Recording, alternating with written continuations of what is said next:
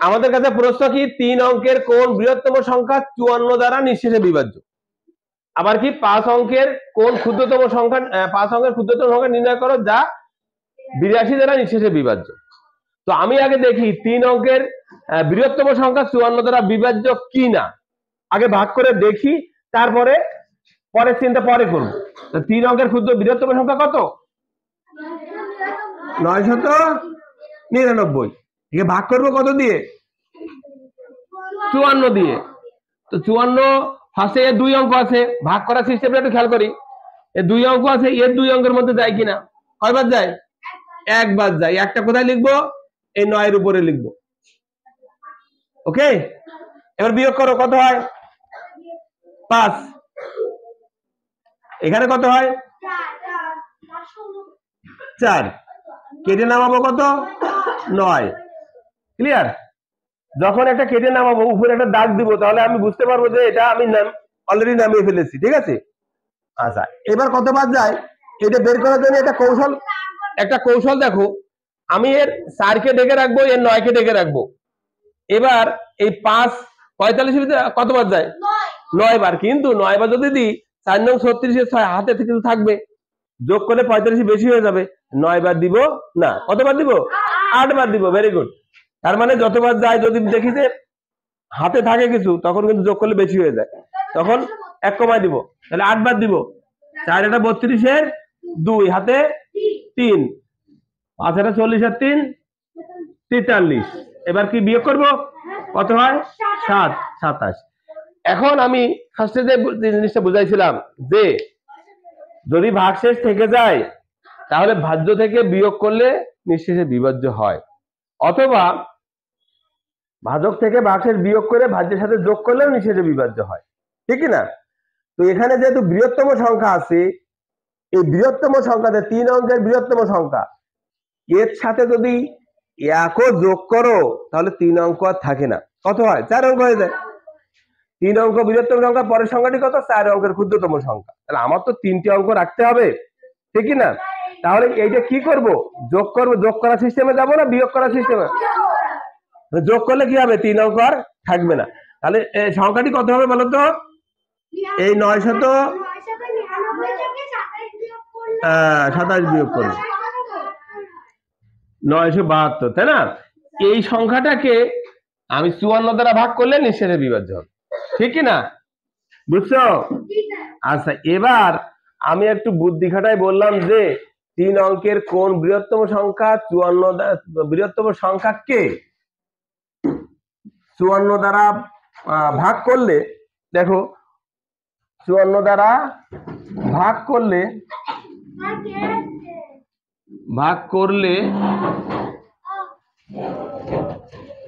54 দ্বারা ভাগ করলে 7 অবশিষ্ট থাকে।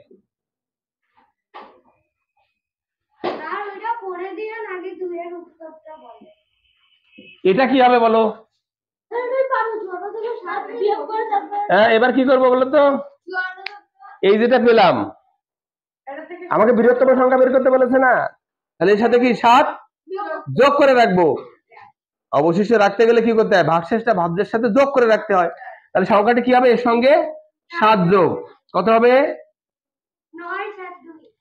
তাহলে 3 অঙ্কের কোন বৃহত্তম সংখ্যাকে 54 দ্বারা ভাগ করলে 7 অবশিষ্ট থাকে? সংখ্যাটি কত? 79। তাহলে 979 কি আমি 54 দ্বারা ভাগ করে দেখো 7 অবশিষ্ট থাকবে। তাহলে আমরা দুটো নিয়ম শিখছিলাম যে ভাগশেষ রাখার জন্য এটা যোগ করে রাখবো, বৃহত্তম সংখ্যার ক্ষেত্রে কি করব? যোগ করে রাখবো। আচ্ছা, এরপরে দ্বিতীয় অঙ্ক আসি। দ্বিতীয় অঙ্কে কি বলেছে দেখো, 5 অঙ্কের ক্ষুদ্রতম সংখ্যা নির্ণয় করো যা 82 দ্বারা নিঃশেষে বিভাজ্য। তাহলে 5 অঙ্কের ক্ষুদ্রতম সংখ্যা আগে কত বলো তো? 4টা শূন্য। একে ভাগ করবো কত দিয়ে? 82 দিয়ে। 1 বাদ যায়, অনলি 1। ওকে, কত থাকে? 82 না? কত? আচ্ছা, তাহলে এখানে থাকে কত? 18। এই শূন্য নামালাম। এবার দেখো 8 18 ভিতরে কত বাদ যায়? 8 দুগুণে 16, 2 বাদ যাবে। 2 দুগুণে 4, 8 দুগুণে 16, 4 আর কত 10 হবে, 6 আর 4 10, হাতে 1, 7 আর 1 8, নামাও কেটে, 1 বাদ যাবে, 82 না? দাঁড়াও, ঠিক আছে, এবার কি করব তাহলে? 8 78, এই 78 অবশিষ্ট আছে। আমাকে যদি এখানে বৃহত্তম বলতো তাহলে কি করতাম? 78 বিয়োগ করে রাখতাম, কিন্তু বলেছে কি ক্ষুদ্রতম, তাহলে ক্ষুদ্রতম করে যোগ করব। কত যোগ করব? এইটা কি যোগ করব না, এইটা থেকে এটা বিয়োগ করে যা পাবো তাই যোগ করব। ইয়েস, 82 78 বিয়োগ করব, কত হয়? 4। এই 4টা কি করব? 10,000-এর সাথে যোগ করব, কত? 4 যোগ করবো তো, তাহলে কত হলো?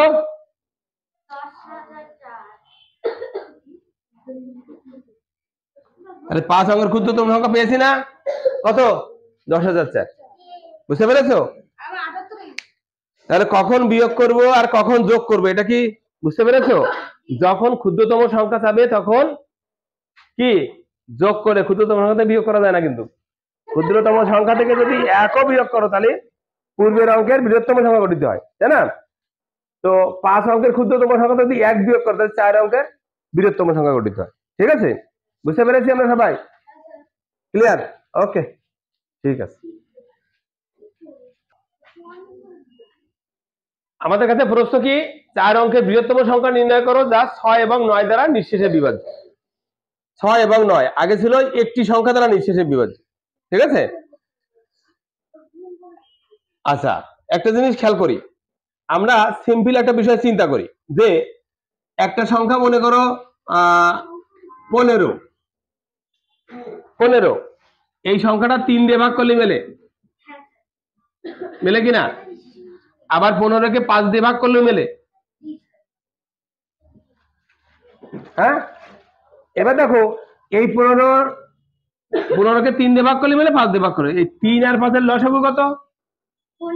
15। এই 15কে দেখো 15 দিয়ে ভাগ করলেও মেলে, মেলে কিনা? মেলে। আচ্ছা, আরেকটা জিনিস খেয়াল করি, মনে করো 18,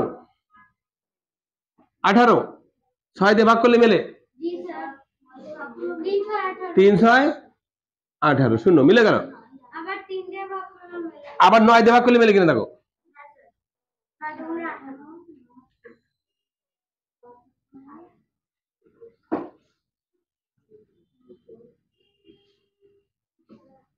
9 দিয়ে ভাগ করো তাও মিলে যায়, তাই না?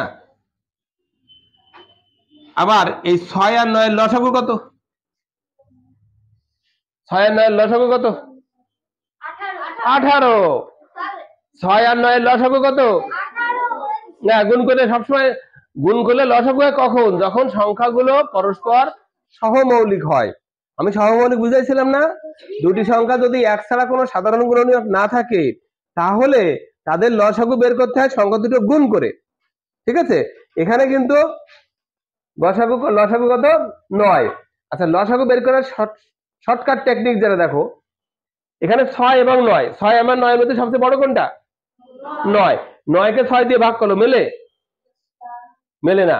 6 দিয়ে ভাগ করলে মেলে না, তার মানে 9 এর দ্বিগুণ কত? 18। এইবার 6 দিয়ে ভাগ করো, মেলে, তাহলে 18 লসাগু হবে।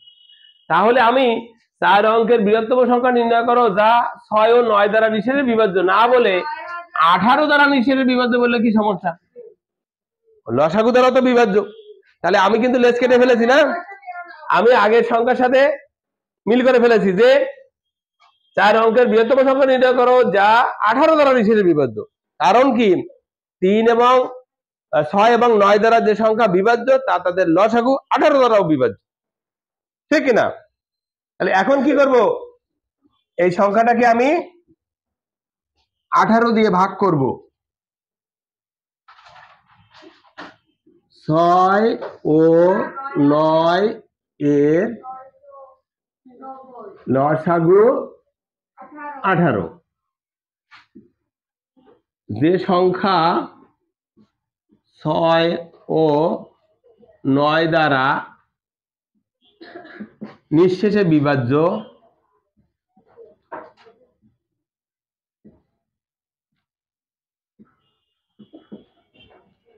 তা এদের লসাগু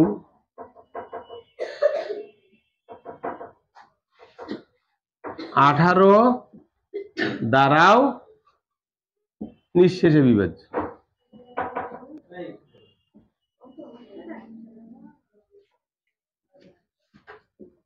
এখন যে কাজটা করবো, 4 অঙ্কের বৃহত্তম সংখ্যা কত বলো?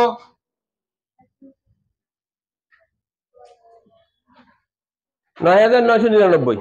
একে ভাগ করবো কত দিয়ে? এখন 18 দিয়ে ভাগ করো। কত? 5 18 90 না?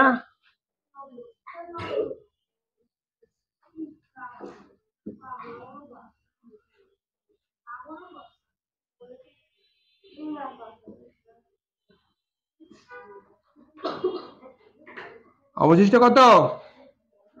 9। এবার বলো এই 9 কে কি করব? ও থেকে বিয়োগ করে দেব। যোগ করবো কেন? বিয়োগ করব। আচ্ছা তাহলে কি করব? 9 9 9 9, এখান দিয়ে বিয়োগ করব 9, তাহলে 0 9 9 9 9990। এই সংখ্যাটা 6 এবং 9 দ্বারা নিঃশেষে বিভাজ্য। বুঝছি কিনা? বুঝেছি? তাহলে প্রথমে আমরা চিন্তা করেছিলাম যে 4 অঙ্কের বৃহত্তম সংখ্যা নির্ণয় করো, যা একটি সংখ্যা দেওয়া ছিল, তাই দ্বারা নিঃশেষে জাস্ট ভাগ করে বিয়োগ করে দিয়েছিলাম। এরপরে দুটো সংখ্যা দেওয়া থাকলো, তাই না? দুটো সংখ্যা দেওয়া থাকলো 6 এবং 9 দ্বারা বিভাজ্য। তার মানে এখানে আমি লসাগু করলাম, লসাগু করে সেটা দিয়ে ভাগ করলাম, ঠিক কিনা? এবার যদি বলি 4 অঙ্কের বৃহত্তম সংখ্যা নির্ণয় করো, যা 6 ও 9 দ্বারা ভাগ করলে প্রতি ক্ষেত্রে মানে নিঃশেষে বিভাজ্য না হয়ে প্রতি ক্ষেত্রে 3 অবশিষ্ট থাকবে। তাহলে কি করবো বলো তো? প্রতি ক্ষেত্রে কত? 990 সাথে 3 যোগ করতে হবে। আমার ভাগশেষ চাই, যেটা রাখবো ভাগশেষ সেটাই ভাজ্যের সাথে যোগ করলে হবে। এর উত্তর কত হবে? 9993 হবে তখন। বুঝেছো কথাটা? তাহলে এর সঙ্গে যদি আরো একটু অ্যাড করে দিতাম তাহলেও কিন্তু আমরা পারতাম কিনা? বুঝছো? পিছনে বুঝেছো? ওকে, থ্যাংক ইউ।